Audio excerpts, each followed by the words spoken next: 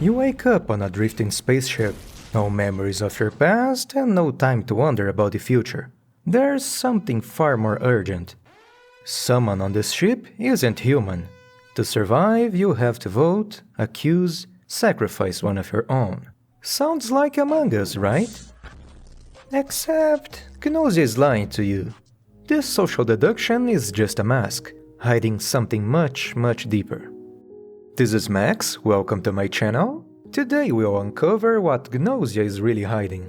I'll walk you through the first 3 episodes and explain why this series might become one of the best anime of the decade. So yeah, spoilers ahead. The story begins with Yuri, our main protagonist, waking up inside a medical pod. Yuri is an androgynous looking man who basically takes on the player's role from the game. He's naive, not very charismatic, and has no clue what's going on. He's basically us.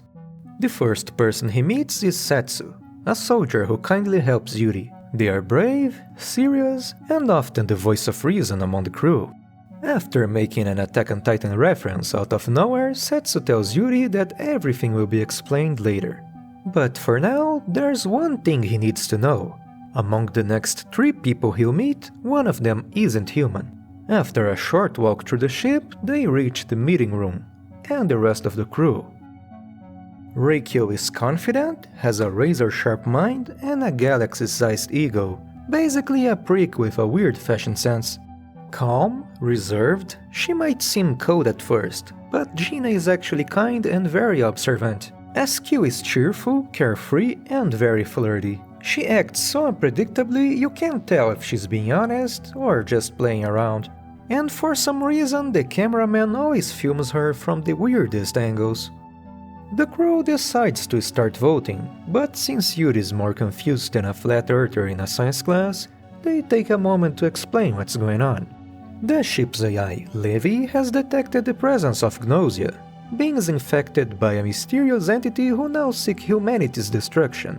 Since there's no way to tell who's Gnosia, the ship's default protocol would be self-destruction.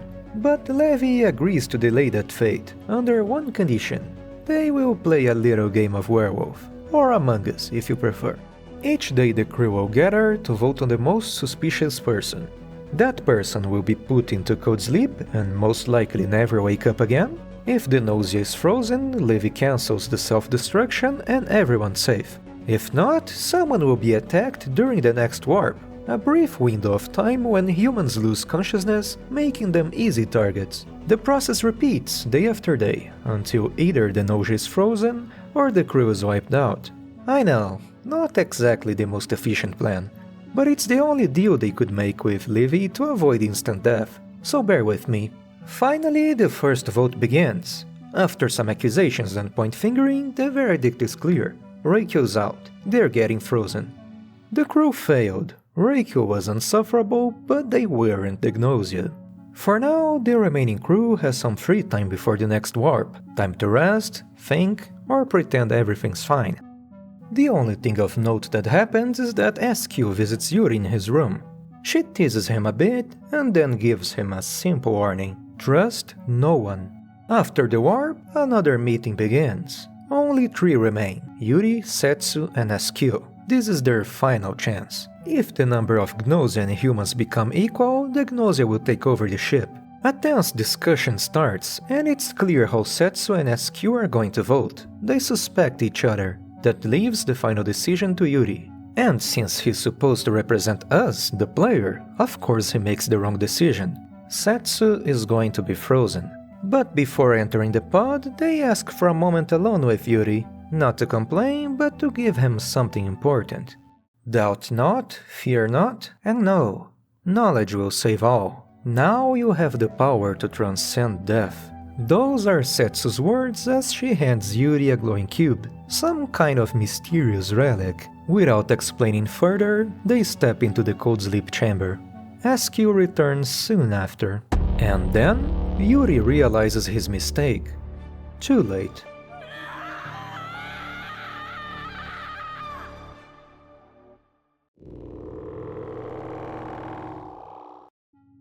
Yuri wakes up in the medical pod again, completely disoriented. Somehow he's back in time. He asks Setsu about the relic they gave him, but Setsu has no idea what he's talking about. Apparently, he's the only one who remembers, the only one who knows what's coming. He knows the truth. SQ is the Gnosia. There's no way he'll fail this time, right? The meeting begins, but convincing everyone isn't easy. No one believes a man shouting accusations with zero proof. Only Setsu tries to defend him, and the result? Yeah, that went well. The Gnosia is still among them, but before the next warp, the crew has some free time. Yuri spends it bonding with Gina, and later decides to seek help from the ship's resident genius, Reikyo. After explaining the whole time loop situation, this is Reikyo's reaction. At first, it seems they don't believe him, but actually they do. Reikyo's just laughing because Yuri clearly doesn't understand the most basic principle of quantum entanglement multitemporal dynamics. Apparently, it doesn't matter if SQ was a Gnosia in another timeline, because there are endless timelines that all converge into the single present. In other words, his knowledge is useless. After the next warp, Reikyo is gone. Only 3 members remain: Yuri, SQ, and Gina. SQ was the Gnosia last time, but Gina's behavior feels off. She gave him some weird vibes before. Yuri makes his choice, and to no one's surprise, his instincts are dead wrong. Reikyo was right. Each timeline reshuffles the truth. A different past, a different Gnosia. And so, it all starts again. Same day, same ship, same faces? Wait, who are those guys?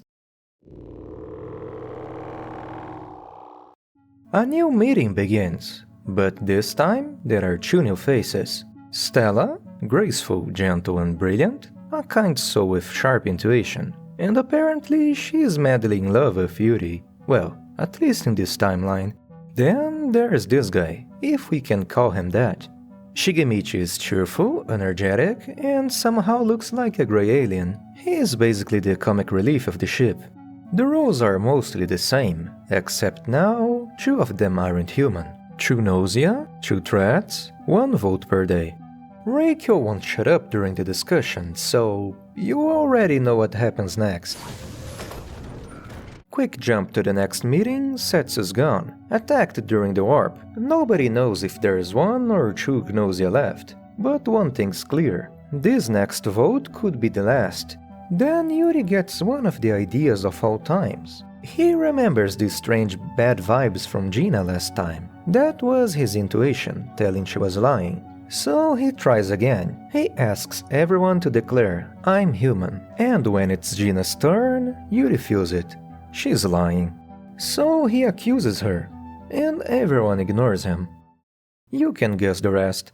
Another loop, 7 crew members, 2 Gnosia again. But this time, there's a new rule. Yuri receives engineer credentials, access to the ship's database during the warp. He can check if someone is human or Gnosia with 100% accuracy. When the meeting begins, both Yuri and Reikyo claim to be the engineer, meaning one of them is lying. The result is predictable. Reikyo gets frozen again. I'm starting to see a pattern here. Quick skip forward, Gina's gone during the warp, and for once, Yuri's actually thinking. Using the database and vote logs, he figures out the truth. Shigemichi is the last Gnosia. The crew agrees, he's put into cold sleep, the lights turn green, it's over. No more fear, no more loops. Or so we thought. Did you really think it was going to be that easy? Just find the imposter and then go home? Oh no, my sweet summer child. You've been lied to. Yuri wakes up again, in disbelief. It should be over. The Gnosia are gone, so why is he still here? He runs through the empty corridors, searching for someone. Anyone. But the words that greet him freeze him in place. And then, she appears. The most oppressive presence aboard the ship. Cold, elegant, unshakable. Yuriko.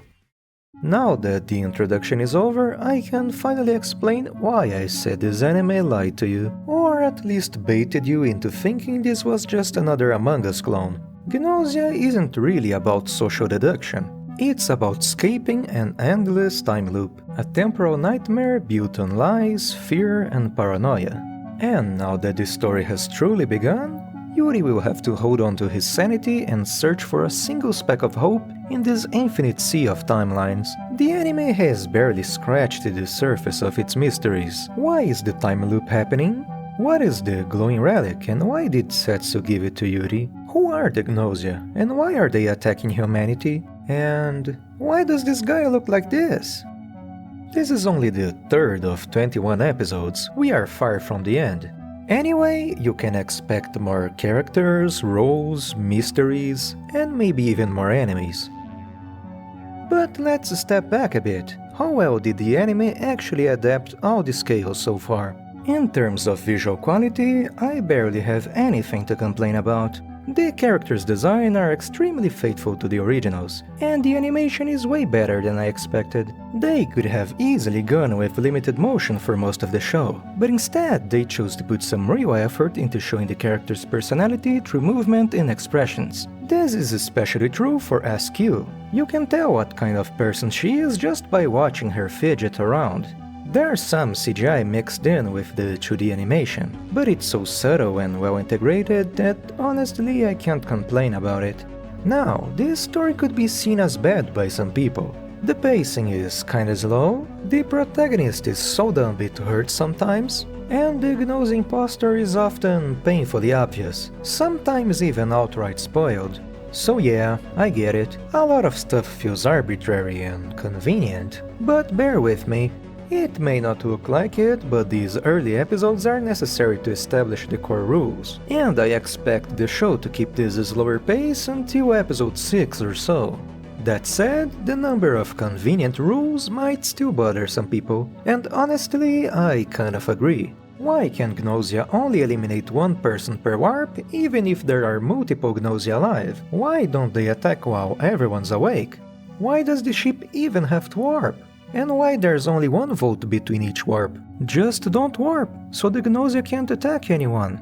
Most of these questions do have answers, but I doubt the anime will explain all of them. Compared to the game, the anime gives much less context about the crew situation. So let me explain briefly why these votes and rules exist. Whether you will like the answer is another story.